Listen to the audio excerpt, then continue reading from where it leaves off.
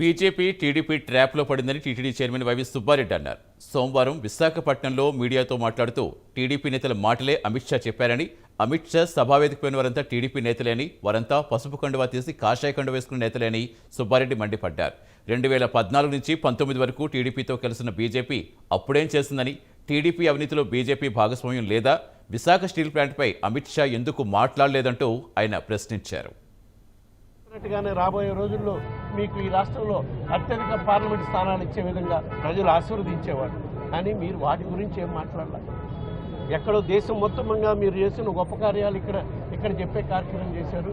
ఎక్కడో ఎటువంటి అవినీతి లేకుండా పాలన సాగిస్తున్న మా ప్రభుత్వంపై ఎవరో మీ పక్కనుండే తెలుగుదేశం పార్టీ నుంచి వచ్చిన నాయకులు చెప్పిన దానికి మీరు ఒత్తాసు పలికే కార్యక్రమం చేశారు. కానీ మీరు చిత్తశుద్ధితో విశాఖకి, ముఖ్యంగా ఆంధ్రప్రదేశ్ రాష్ట్రానికి చేస్తానన్న ప్రధాన సమస్యలను పరిష్కారం చేస్తాను, కానీ మీరు సమాధానమే చెప్పలేదని చెప్పి.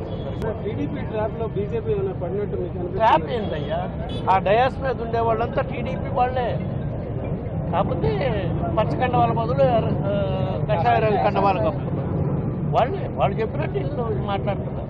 దానికి నిన్న ఇక్కడ సభలో జరిగిందే నిదర్శనం, అదేవిధంగా శ్రీకాళహస్తి సభలో జరిగిన దానికి ఇదే నిదర్శనం.